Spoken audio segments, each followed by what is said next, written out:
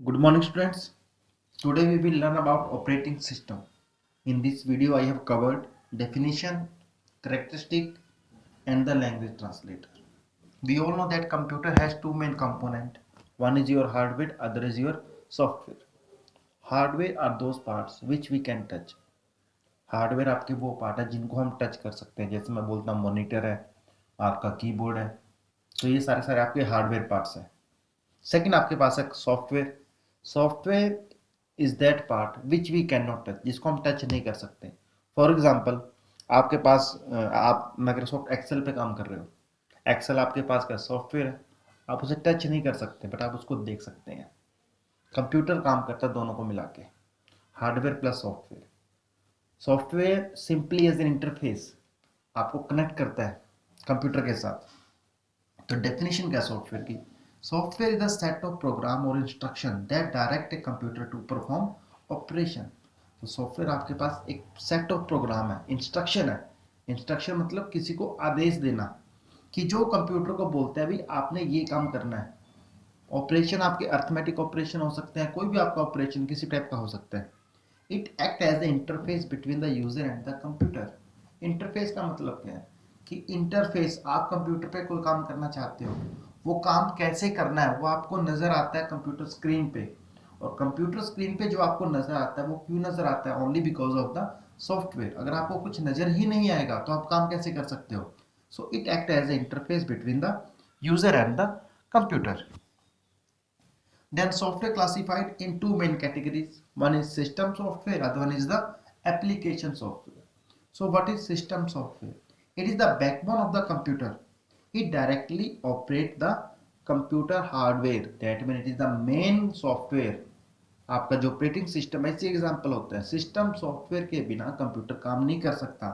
It is the backbone और ये directly computer को क्या करता है? कंट्रोल करता है. अब इसी में हम बात करेंगे ऑपरेटिंग सिस्टम की. It is the most important program on a computer. आपका जो ऑपरेटिंग सिस्टम है आपके कंप्यूटर का सबसे इंपॉर्टेंट प्रोग्राम है. It is the interface between the user and the computer. It is responsible for the management and the proper working of computer. It control the peripheral devices like scanner etcetera. अब यहाँ पे peripheral का मतलब आपके पास क्या है? Extra devices which are connected to computer. Either it is scanner, it is the printer, कोई भी आपके पास हो सकती है. तो उनकी कंट्रोलिंग भी कौन करता है? ऑपरेटिंग सिस्टम ही करता है. उसके बाद इसमें और क्या काम करता है? It send output to the display screen. आपकी जो डिस्प्ले स्क्रीन पे आउटपुट आती है वो भी कौन सेंड करता है? Operating system. It recognise the input from the computer. ये कंप्यूटर से इनपुट भी क्या करता है? रिकॉग्नाइज. रिकॉग्नाइज मतलब पहचानना कि आपने किस टाइप की इनपुट कंप्यूटर को दी है. It is numeric input, it is alphabetic input और it is numeric plus alphabetic input. वो डिपेंड्स करता है कोई इनपुट आप देते हो. तो ये सारे काम आपके पास है. एग्जांपल आपके पास आते हैं माइक्रोसॉफ्ट विंडो, मैकिंटोश आपका जो एप्पल का ऑपरेटिंग सिस्टम आएगा, लाइनेक्स आपके पास आएगा, यूनिक्स आपके पास. तो ये आपके एग्जांपल्स हैं यहाँ पे. और जो आपका मोबाइल फोन होता है उसमें जो आपका ऑपरेटिंग सिस्टम होता है उसे बोलते हैं मोबाइल ऑपरेटिंग सिस्टम. जैसे एंड्रॉयड, एंड्रॉयड बेस्ड आप मोबाइल फोन आजकल सारे यूज करते हैं. सो वहाँ पे ऑपरेटिंग सिस्टम आपके पास कौन सा है? Android. Then operating system is the first program that is loaded into the computer memory. जब कंप्यूटर आपके स्टार्ट करते हैं तो सबसे पहले जो प्रोग्राम कंप्यूटर में लोड होता है, कंप्यूटर में मतलब सबसे पहले काम करना शुरू करता है, उसे बोलते हैं ऑपरेटिंग सिस्टम. मतलब वही आपका ऑपरेटिंग सिस्टम होता है. और जो लोडिंग ऑफ ऑपरेटिंग सिस्टम, जब प्रोग्राम मेमोरी में लोड होता है उस प्रोसेस को बोलते हैं बूटिंग. अब आपके पास नया वर्ड यहाँ पे आया मेमोरी. मेमोरी आपके पास है, कंप्यूटर में मेमोरी का मेन काम होता है to store the instruction. So the process of loading of operating system into the memory is called the booting and it is of two type, cold booting and the warm booting. So cold booting मतलब cold, बिल्कुल बंद, बिल्कुल शांति से रखा हुआ है. आप power supply on करोगे फिर कंप्यूटर ऑन करोगे तो वो होती कोल्ड बूटिंग. बिल्कुल स्टार्टिंग से आप बिल्कुल पहले स्टेप से आप स्टार्ट कंप्यूटर को ऑन करते हो, कोल्ड बूटिंग है. देन वार्म बूटिंग आपके पास क्या है कि कंप्यूटर पहले से चला हुआ था, हमने उसको स्लीप कर दिया, हमने उसको हाइबरनेट कर दिया, तो वो आपके पास होती है वार्म बूटिंग. अब आप खुद सोचिए कि इन दोनों में से फास्ट कंप्यूटर कहाँ पे ऑन होगा, जल्दी ऑन कहाँ पे होगा? ऑब्वियस वार्म बूटिंग में ऑन होगा, क्योंकि वहाँ पे तो कंप्यूटर ऑलरेडी ऑन है, उसको हमने हाइबरनेट कर दिया, उसको हमने स्लीप कर दिया, तो वहाँ पे जल्दी ऑन होता है. तो warm booting is faster than the cold booting आपके पास. Now we have the most important topic of this exercise, that is characteristic of the operating system. First आपके पास क्या है, मेमोरी मैनेजमेंट. मेमोरी मैनेजमेंट का मतलब क्या है कि मेमोरी को मैनेज करना. हमें कोई काम दिया जाता है, हम अपने तरीके से किसी भी काम को मैनेज करते हैं. सेम वे आपके पास कंप्यूटर है. कंप्यूटर में क्या होता है कि जो आपके पास ऐसे कुछ गेम्स हैं, प्रोग्राम्स हैं जिनको हाई मेमोरी की एलोकेशन चाहिए, कुछ छोटे छोटे प्रोग्राम हैं जिनको कम मेमोरी में भी काम चल जाता है. For example I am playing a game, NFS I am playing, so it require a lot of memory and I open A notepad. वहाँ पर मेमोरी कितनी चाहिए, बहुत कम चाहिए. अगर कंप्यूटर ऐसा करे कि आपके पास जो मेमोरी एक गेम को, एक बड़े प्रोग्राम को चाहिए, वो मेमोरी नोटपैड को एलोकेट कर दे, तो होगा क्या कि आपका जो बाकी काम के लिए आपके पास जो मेमोरी है वो बहुत कम रह जाएगी.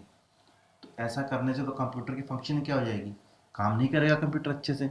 सो कंप्यूटर का मेन काम आपके पास क्या, ऑपरेटिंग सिस्टम का मेन काम आपके पास है, it memory manage the memory, कि मेमोरी को कितनी मेमोरी किसको देनी है, वो काम आपका कौन करता है, ऑपरेटिंग सिस्टम करता है.